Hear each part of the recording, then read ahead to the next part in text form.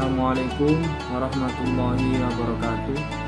Perkenalkan, kami dari kelompok 9 yang beranggotakan pertama dengan saya sendiri Muhammad Nopal ini dengan nomor induk mahasiswa 0703032010.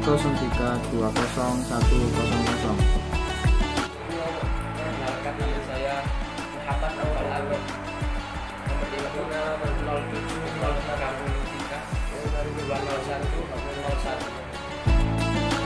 Perkenalkan, nama saya Muhammad Ansori, nomor induk mahasiswa 070303200102. Di sini kami akan membahas tentang cabang-cabang filsafat epistemologi. Salah satu bagian yang paling penting dari ilmu pengetahuan adalah kajian epistemologi. Keberadaan suatu ilmu kajian mengenai epistemologi bersangkutan dengan pertanyaan-pertanyaan tentang pengetahuan. Dalam pembahasan filsafat ilmu, epistemologi dikenal sebagai subsistem dan filsafat. Epistemologi adalah teori pengetahuan, yaitu membahas tentang bagaimana cara mendapatkan pengetahuan dari objek yang ingin dipikirkan. Secara sederhana, epistemologi juga disebut teori pengetahuan. Secara etimologi, istilah epistemologi berasal dari kata Yunani episteme berarti pengetahuan dan logos berarti teori. Epistemologi dapat didefinisikan sebagai cabang filsafat yang mempelajari asal mula atau sumber struktur, metode, dan validitasnya pengetahuan. Kajian epistemologi ini banyak perdebatan yang menganalisis sifat pengetahuan dan bagaimana ia berhubungan dengan istilah-istilah yang berkaitan dengan seperti kebenaran, kepercayaan, dan penilaian. Selain itu, ada juga yang mengkaji sarana produksi pengetahuan, termasuk juga skeptisisme tentang kelainan pengetahuan yang berbeda. Metode dan pendekatan dalam kajian epistemologis. Konsep ilmu pengetahuan. Ada beberapa istilah yang dipakai untuk menyebutkan ilmu pengetahuan, seperti istilah ilmu pengetahuan, al-ilm, dan sains. Barangkali untuk menyederhanakan masalah, keempat istilah itu dianggap memiliki makna dan maksud yang sama, sehingga istilah tersebut bebas digunakan dalam wacana ilmiah tanpa dikaitkan dengan konotasi pemahaman yang spesifik dan tertentu. Dalam diskusi ilmiah, ternyata masing-masing istilah tersebut memiliki kandungan makna yang tidak sama, bukan sekedar karena faktor asal-usul bahasa, melainkan substansi makna yang dikandung masing-masing istilah tersebut. Masing-masing istilah tersebut memiliki perbedaan jangkauan makna dan bobot kebenaran, dan setidaknya dalam pandangan para pengkajinya. B. Kedudukan ilmu pengetahuan. Ilmu pengetahuan adalah alat untuk mencari kebenaran dengan menggunakan kekuatan inteligensia yang dibimbing oleh hati nurani.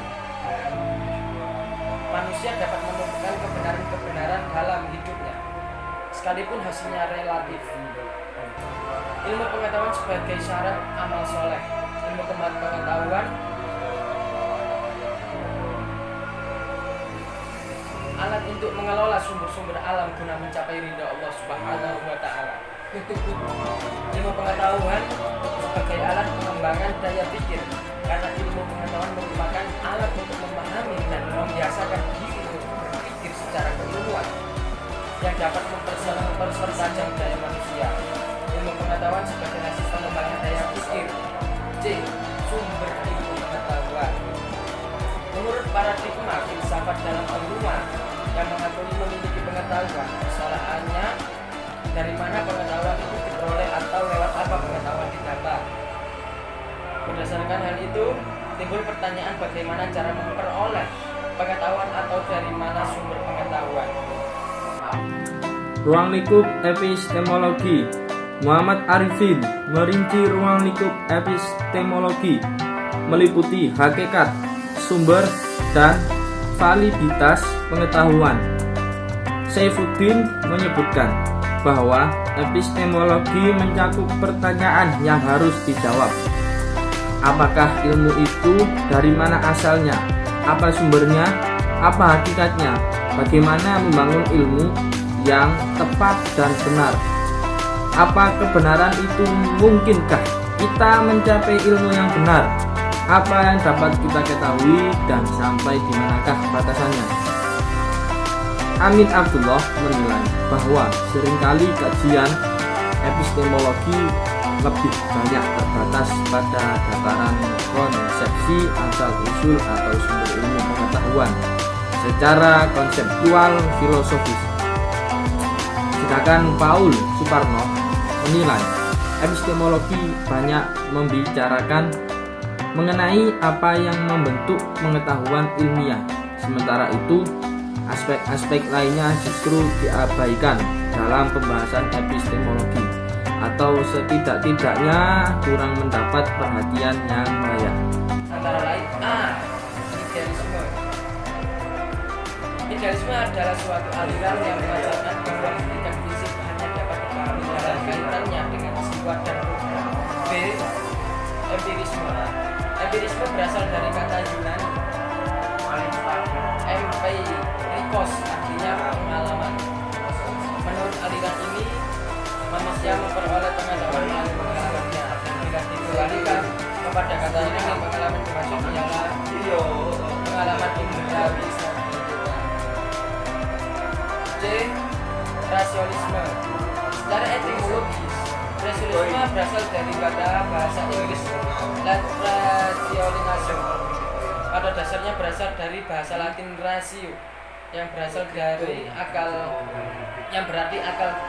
29A. Sedangkan secara terminologis, rasionalisme dapat didefinisikan sebagai paham yang sangat memenangkan akal sebagai sumber utama pengetahuan manusia dan pemegang otoritas terakhir dalam penentuan kebenaran pengetahuan manusia. D. Positivisme. Dengan adanya positivisme, problem pada empirisme dan rasionalisme yang menghasilkan metode ilmiah melahirkan aliran positivisme oleh Auguste Comte dan Immanuel Kant. Auguste Comte berpendapat bahwa indera itu amat penting dalam memperoleh ilmu pengetahuan, tetapi harus dipertajam dengan alat bantu dan diperkuat dengan eksperimen. Positifisme adalah aliran filsafat yang berpangkal dari fakta yang positif, suatu yang di luar fakta atau kenyataan disampaikan dalam pembicaraan filsafat dan ilmu pengetahuan.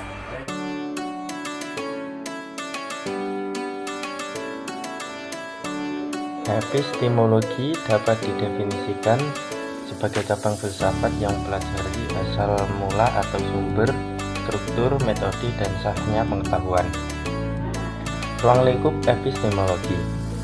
M. Arifin merinci ruang lingkup epistemologi meliputi hakikat, sumber, dan validasi pengetahuan. A.M. Saifuddin menyebutkan bahwa epistemologi mencakup pertanyaan yang harus dijawab. Apakah ilmu itu dari mana asalnya, apa sumbernya, apa hakikatnya, atau bagaimana membangun ilmu yang tepat dan benar. Apa kebenaran itu, mungkinkah kita mencapai ilmu yang benar, apa yang dapat kita ketahui, dan sampai di mana batasannya. Amin Abdullah menilai bahwa seringkali kajian epistemologi ini lebih banyak terbatas pada dataran konsepsi asal-usul atau sumber ilmu pengetahuan secara konseptual filosofis. Objek formal material kajian epistemologis. Objek material dari epistemologi adalah sarwa yang ada, secara garis besar meliputi hakikat Tuhan, hakikat alam, dan hakikat manusia. Objek formal dari epistemologi ini adalah kemampuan berpikir manusia dalam memperoleh pengetahuan yang benar, lalu melihat manusia dari sudut pada kemampuannya berpikir lurus untuk mencapai pengetahuan yang benar. Metode pendekatan kajian epistemologi ini dibagi menjadi 3 konsep, yaitu ilmu pengetahuan, kedudukan ilmu pengetahuan, dan sumber ilmu pengetahuan. Kedudukan ilmu pengetahuan yakni sebagai alat untuk mencari kebenaran, sebagai persyaratan amal soleh, sebagai alat untuk mengelola sumber-sumber alam, dan sebagai alat untuk memahami dalam bidang keilmuan. Sedangkan untuk sumber pengetahuan yakni terbagi menjadi 4 bagian, yaitu idealisme, empirisme, rasionalisme, dan positivisme. Sekian dari kami kelompok 9, kurang lebihnya mohon maaf. Wassalamualaikum warahmatullahi wabarakatuh.